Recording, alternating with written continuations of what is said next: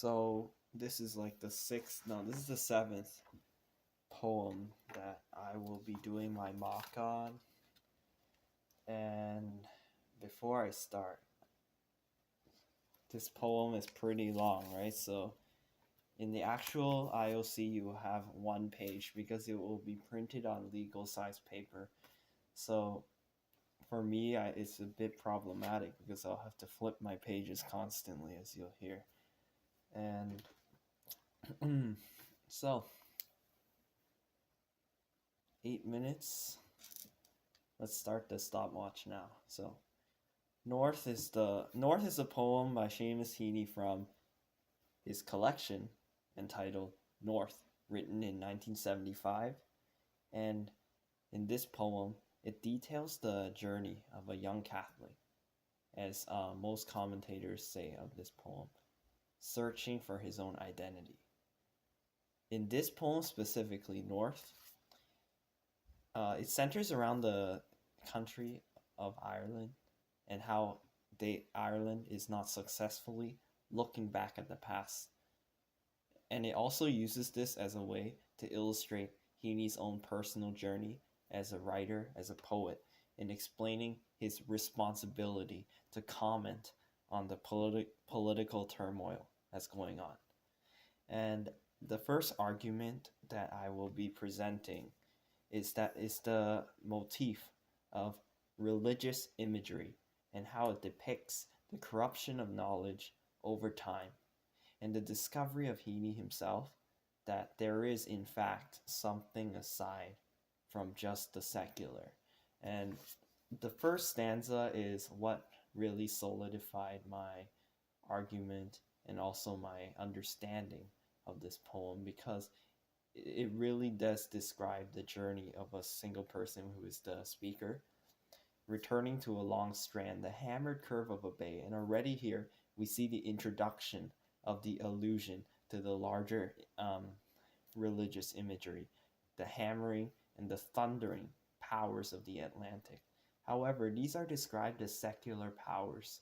So in this case, the use of the hammer and the thunder, although they are clear allusions to Thor, who is mentioned later on in the play, the contrast of the secular, the juxtaposition of ideas here, proves the point that even though it is not a religious power, it still has its influence on society, especially now that the voices are being drowned out.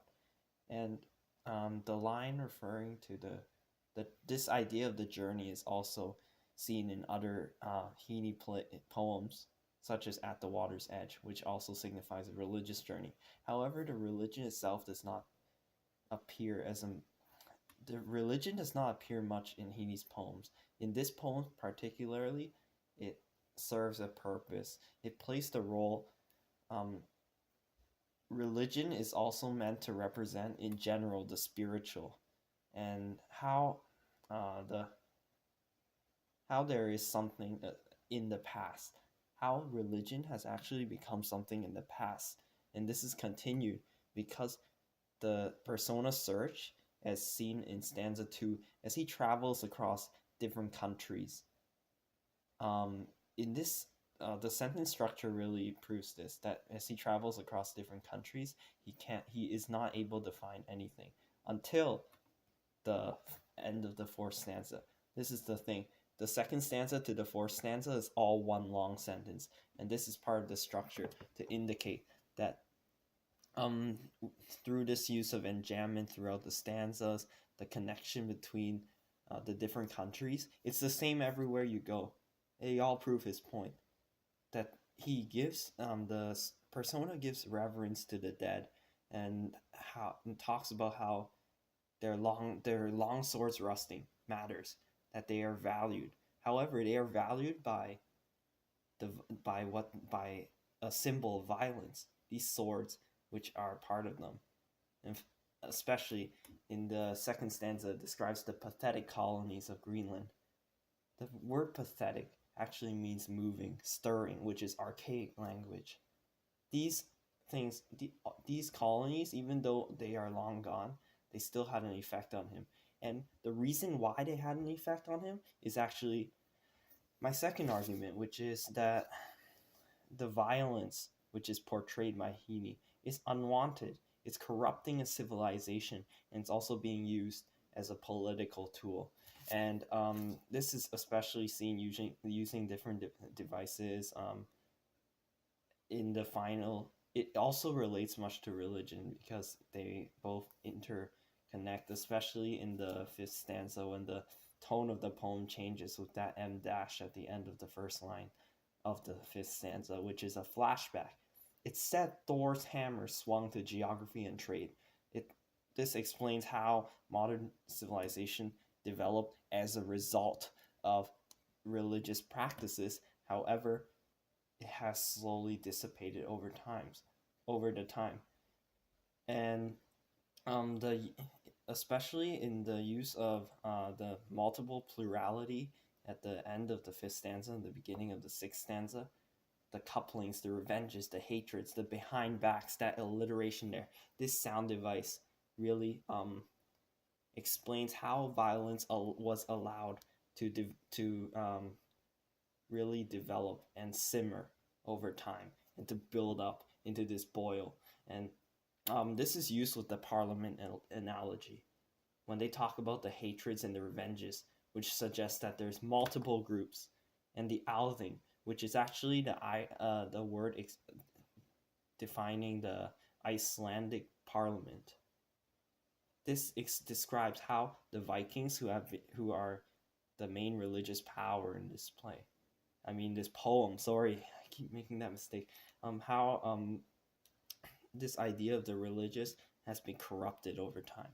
How, although they had noble deeds, the religion was replaced by violence, and with these lies and woman suggesting that the society was polygamous, although archaeologists say that they were more like us, the modern day society, than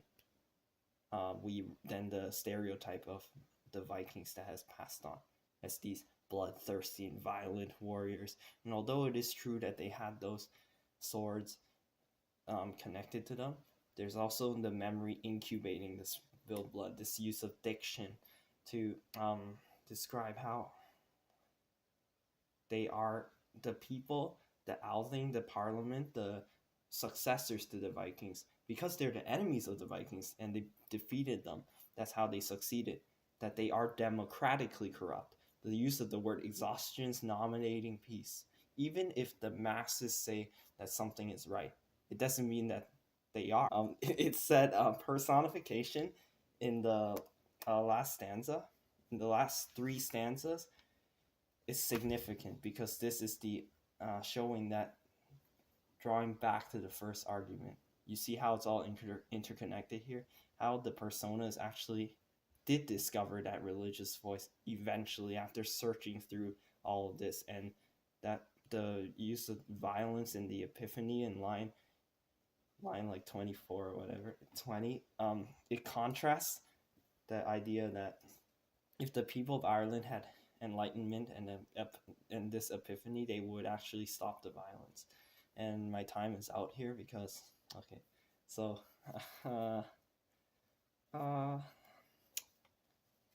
what did I not cover? I talked about sound devices. I could have talked more about sound devices. I had more highlighted. So if they asked me, I had a lot of stuff with this poem. I wrote down a lot of stuff, so it shows you how important that it is to really make that good use of your 20 minutes. And I didn't even talk about my last three stanzas, about this idea of how Heaney was told by the religion or the voices or whatever, spiritual, transcendental stuff, that he should use his pen. He should use his skills as a weapon to compose music and all that stuff. That's what I would probably be asked as the question by my marker for the 2 minutes, and I would have been able to talk about how the aurora borealis is like beauty. It's a far distance away, but not enough to aid the task. However, it also provides inspiration and motivation. And I could draw back to the original poem digging about how the squat pen rests and how Heaney chose to dig with it. So there's always lots to talk about, especially with long poems like this. Don't be intimidated because the shorter poems are actually harder, except the Forge. The Forge is a good. Sonnets are very packed full with things you could, literary devices you could talk about. So yeah, I hope you enjoyed this video or this sound recording, or please like and subscribe. Please click on